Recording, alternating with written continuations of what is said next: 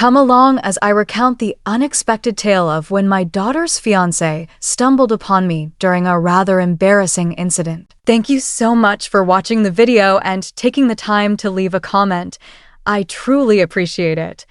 I'll be continuing the story very soon, so stay tuned. I was unaware of his presence nearby. Only after I straightened, water still clinging to my thighs, steam rising against the mirror-like smoke from a fire already ignited, did I reach for the towel. The worn piece with the tattered edge, the one I consistently reached for when the house lay silent. I have just emerged from the shower, unadorned and unashamed, my skin aglow and tender. I shifted my body, one hand gliding through my damp hair, and it was then that I caught sight of the shadow lingering in the doorway. He found himself suspended in time, his hand gripping the doorknob, caught in a moment of stillness. He was not meant to be here. He shouldn't have been gazing at me in that manner. I too found myself frozen. Inhale deeply, exhale nothing. Initially, my body turned against me. I left myself exposed. I refrained from reaching for the towel. I simply gazed at him, sensing his eyes traverse my form with a warmth that enveloped me. His name lingered, trapped in my throat. Lucas, the fiancé of my daughter, her beloved golden child. The individual who addressed me as ma'am during our initial 3 encounters. I apologize. His voice trembled, low and nearly hoarse, yet he remained steadfast. His gaze held, his eyes fell, and yet I remained still. I allowed him to gaze. There was a part of me that wished he would. It was but a fleeting moment, perhaps 3 seconds, or maybe 4, before he closed the door with a decisive thud, and I could hear his footsteps hastily fading away. The hallway enveloped him, yet my heart remained restless. My hand shook as I finally enveloped myself in the towel, clutching it tightly to my chest, as if I could contain the whirlwind of events that had just unfolded. I ought to have experienced a sense of shame. Instead, I felt alive. That night, I lay in bed, wrestling with my thoughts far longer than I would have liked to confess. I shut my eyes, attempting to concentrate on the whir of the ceiling fan, the faint murmur of traffic in the distance, and the gentle cadence of my husband's snore echoing down the hallway.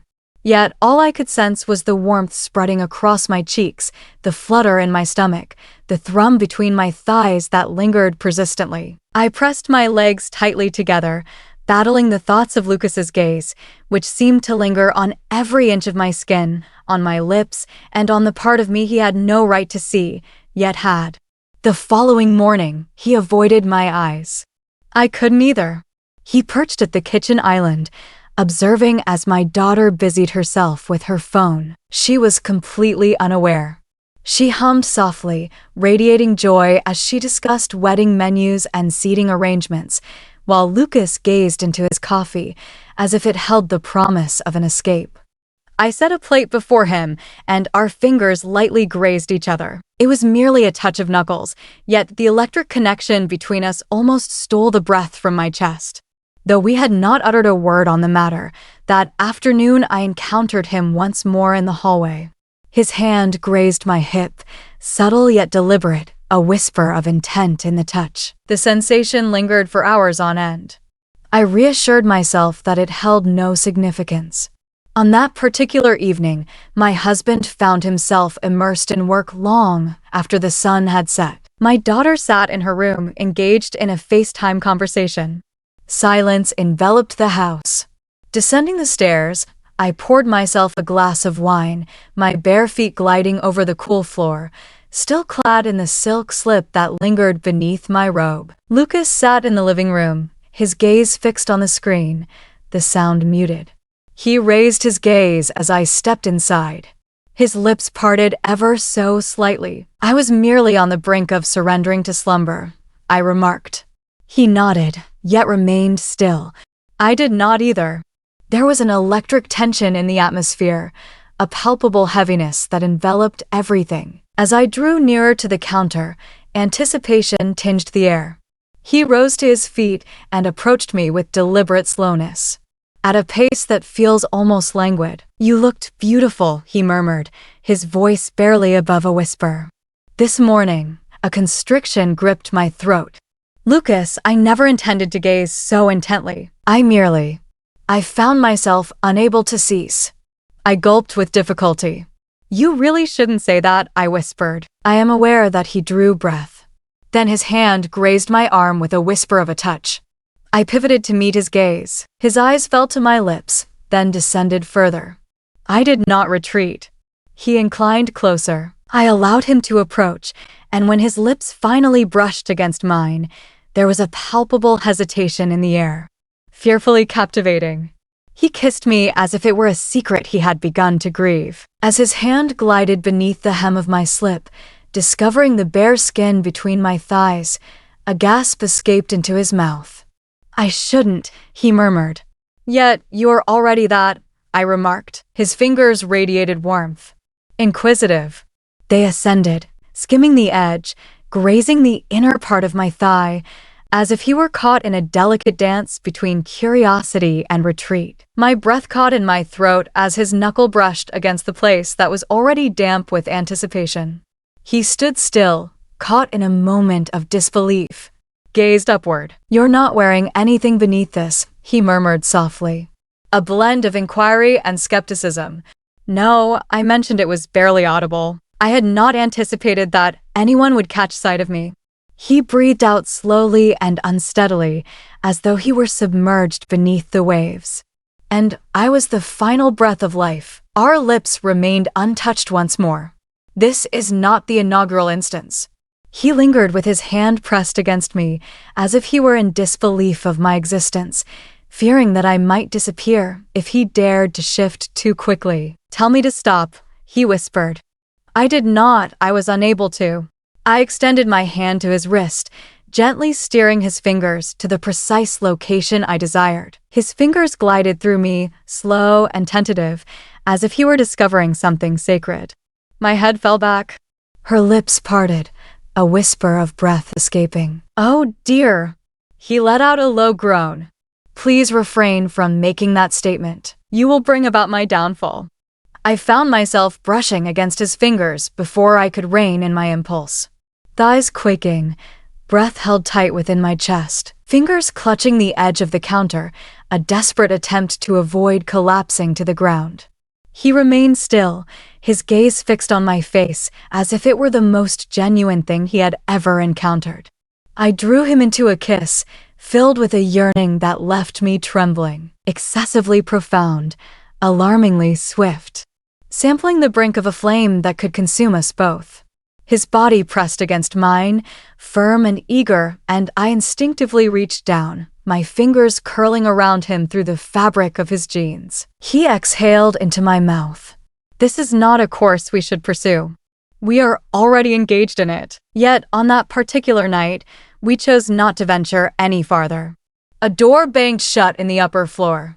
Her voice rang out, airy and carefree, imbued with a purity reminiscent of the innocence I once possessed. We recoiled from one another. I made a slight adjustment to my slip. He retreated, brushing his hand against his jeans, his chest heaving with rapid breaths. I'm sorry, he whispered. I'm not. I spoke too quickly, too candidly. He fixed his gaze on me for a moment, then pivoted and departed in silence. I found myself unable to drift into slumber. The sheets enveloped me with an uncomfortable snugness. My skin feels too warm. I found myself wide awake, attuned to the delicate echo of her laughter drifting through the wall. Each time I shut my eyes, his visage appeared as I reached my climax. I revisited it, inhaling each breath, savoring every touch, until the lines blurred between shame and hunger. The days that followed were marked by an unsettling silence, a quiet that kept me wide awake. He kept his distance, occupying the far side of the room, leaving dishes in the sink rather than passing them to me, yet I noticed his gaze, always lingering, always watching. As if his body possessed an innate awareness, his mind continued to resist the truth. One afternoon, as I folded laundry in the guest room, he glided past me, his hand lightly grazing my waist. Not difficult, merely sufficient. I remained unyielding. I allowed it to unfold. Our silence transformed into a language of its own, a weighty pressure, an unspoken question that lingered between us, one we both hesitated to voice. Then arrived the evening she departed for her bachelorette weekend. 3 days, just the two of us. The house loomed larger, its silence resonating with an unexpected intensity. I prepared a modest dish and uncorked a bottle of wine. I was certain she would not fail to hit her mark. He entered the kitchen without shoes, clad in a soft gray shirt that hugged his chest. His hair clung to his forehead, and his eyes held a deeper shade than normal. He remained silent, merely pouring a glass, taking a seat opposite me, and observing as I ate, as if he were yearning for something far beyond the meal. As I rose to carry my plate to the sink, he trailed behind me. Neither through words nor through uncertainty. He leaned in, his chest warm against my back, lips grazing my shoulder while his hand wrapped around my waist. "I can't shake the sound of your voice," he murmured. As your presence graced my fingertips, my knees gave way beneath me. I clutched the counter. "Lucas." He spun me around, pressing his lips against mine with a languid tenderness. More profound this time, without a doubt. Then he lifted me effortlessly onto the counter, parting my knees with both hands, kissing the inside of my thigh with a reverence that felt both sacred and forbidden. He whispered, his tongue already teasing, "You taste just as I imagined."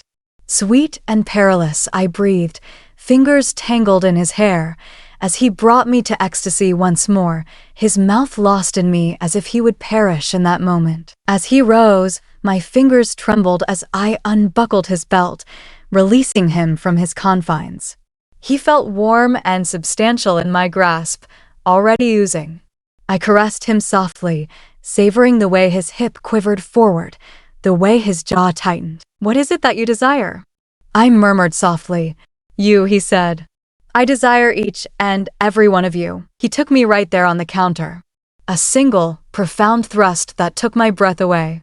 I entwined my legs around him, my arms draping over his neck. Our foreheads touched, a gentle connection as he entered me, slow and profound, leaving a trail of destruction in its wake.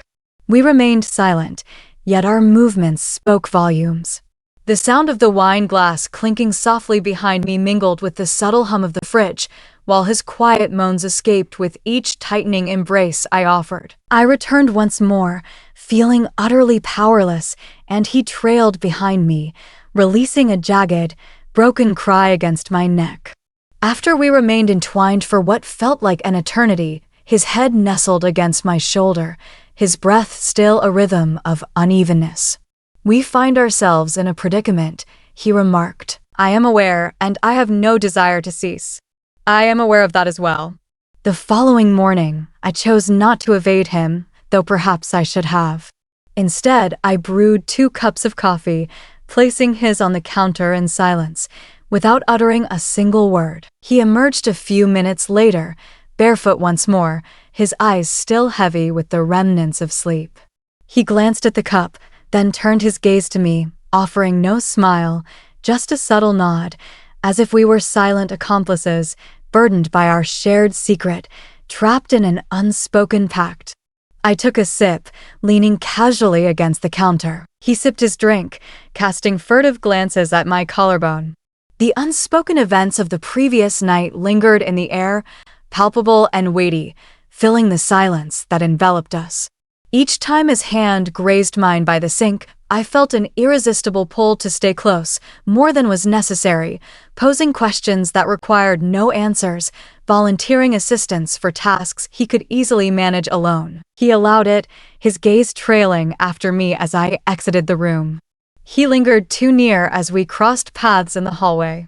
Once, I let a spoon slip from my grasp, and as we both leaned down to retrieve it, our faces hovered mere inches apart, caught in a moment where neither of us dared to move. The fragrance of his skin lingered in the air, a soft, clean aroma that had already permeated my pillow.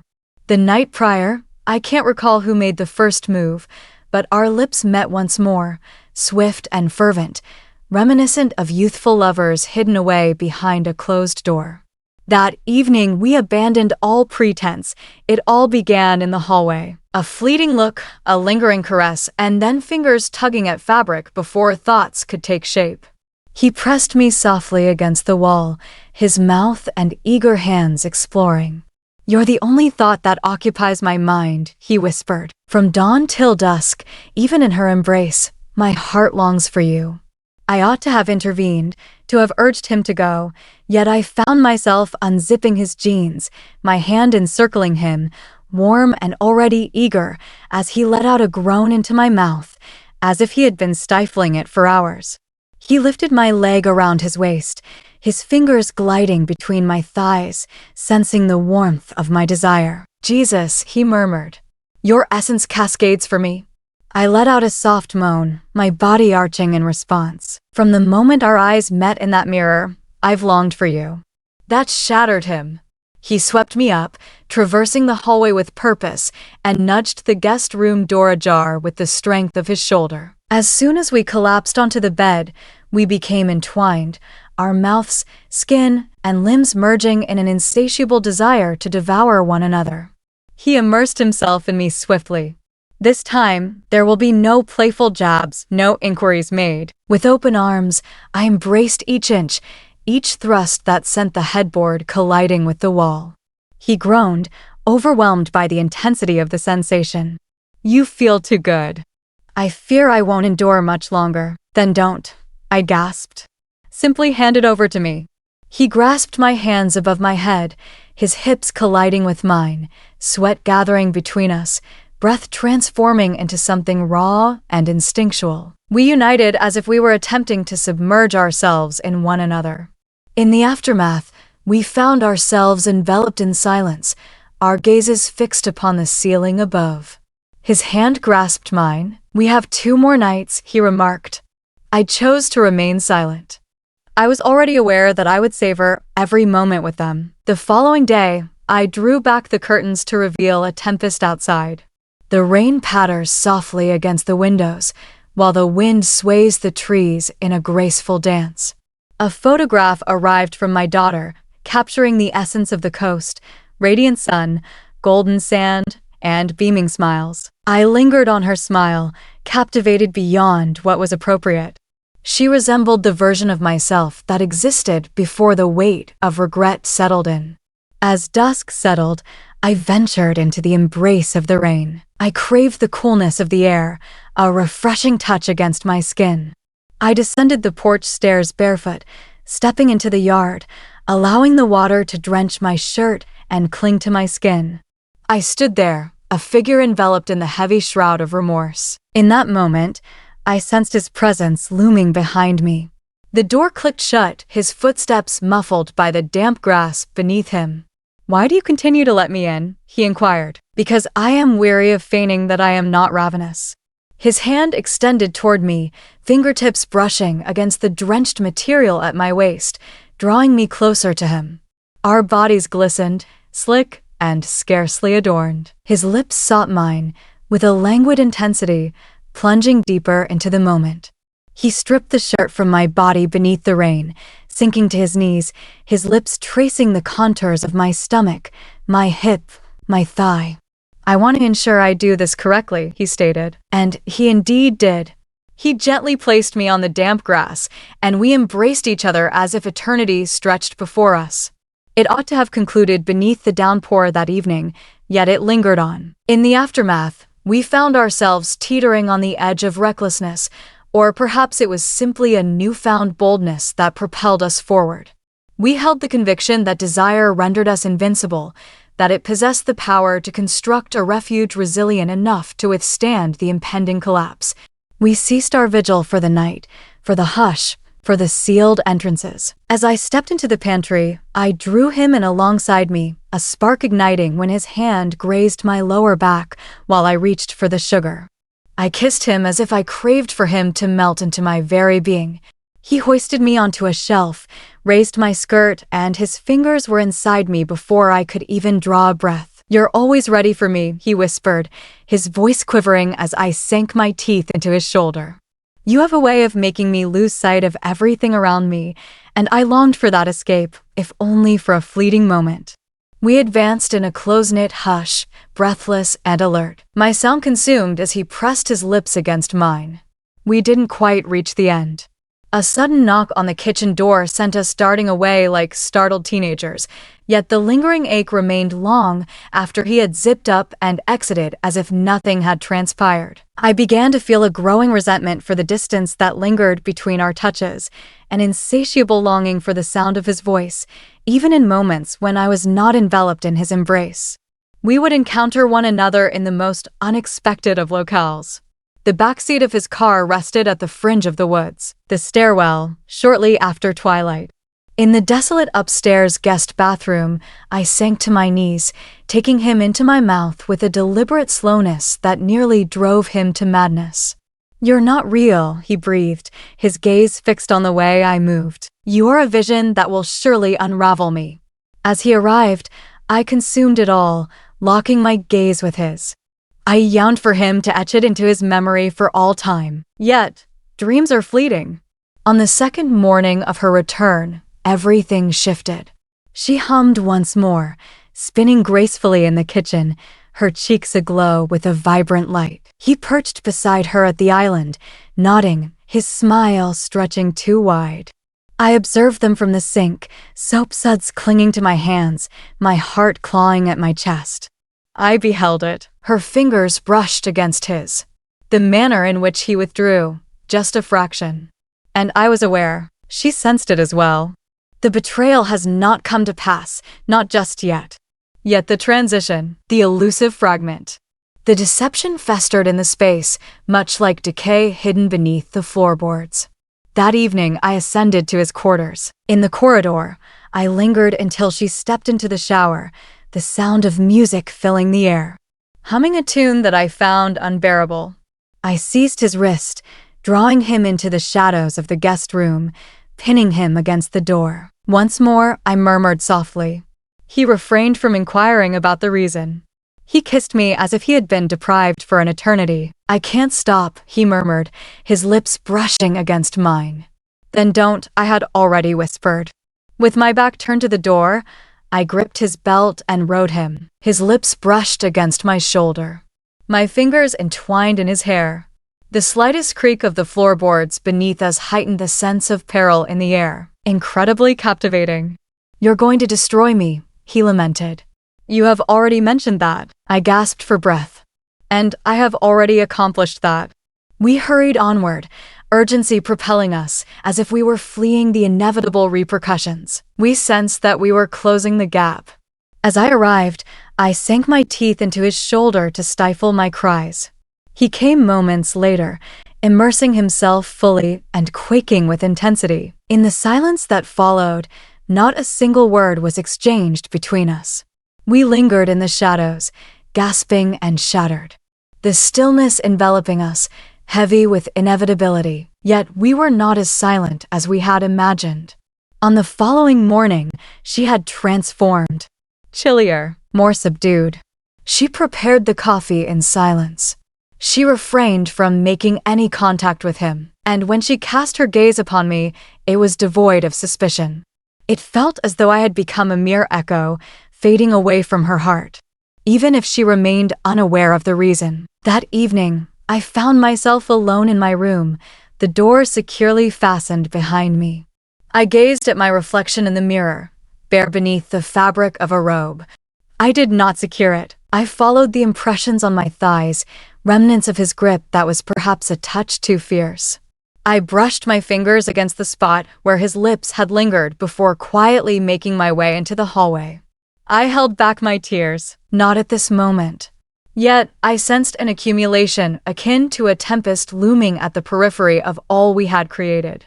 He rapped softly, a tentative sound echoing in the stillness. I chose not to respond. In that stillness, a sense of farewell lingered in the air. He did not return that night, no gentle tap. Silence holds no secrets. In the shadows, no fingers wander along my hip. I lingered in anticipation, not remaining still, but moving about, pacing, sitting, standing, opening the door only to shut it once more. The stillness was excruciating, not due to the absence of his touch, but rather from the dread of what that absence signified. Perhaps he had selected her. Perhaps guilt had ultimately triumphed. Perhaps he possessed a strength that surpassed my own. I yearned to feel the heat of anger within me. Yet, all I experienced was a profound emptiness, as if he had departed with fragments of me I hadn't realized I had surrendered. The following day, he completely steered clear of me. He settled beside her once more, allowing her to rest against him. His lips curled into a smile as she revealed something on her phone. I lingered in the kitchen, observing them as if I were an outsider. She extended an invitation for coffee. Her voice carried a melodic sweetness, yet her eyes were not. They observed me closely, evaluated my dimensions, as if she possessed a secret knowledge or perhaps something more ominous. She sensed a stirring deep within her, anticipating the validation she sought. I stumbled through my gratitude and exited the room, heart pounding in my chest, a warning drum echoing through my veins. That afternoon, he discovered me amidst the blooms of the garden. I found myself feigning the act of pruning the lavender, yet my hands trembled uncontrollably. He knelt beside me, his voice barely above a whisper. "We must bring this to a halt." I averted my gaze from him. "You have already accomplished that." His hand brushed against mine softly, reminiscent of remorse. "It has transcended my desires." A soft, bitter laugh escaped my lips, tinged with a sense of brokenness. It was never meant to be. It revolved around what we had taken. What was essential, not what was just. He gazed at the earth that lay between us. Last night, she inquired about my happiness. I halted momentarily. What did you imply? That I was untruthful? Once more, he appeared before me under the cloak of night. He remained silent. I have just entered my room. Once the house fell into silence, I found myself nestled in bed. Rose's blue eyes were wide open. He settled in next to me, and I instinctively leaned into him. Our lips never met. Not immediately. He simply held me, his face nestled against my neck. My fingers quivered as they brushed against my ribs.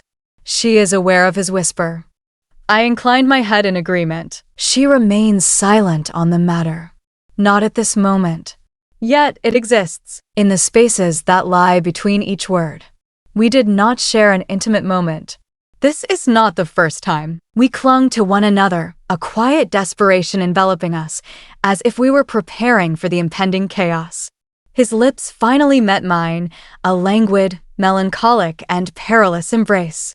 His hands glided over my body as if etching the farewell into his very being. I made way for him. Allow him to enter.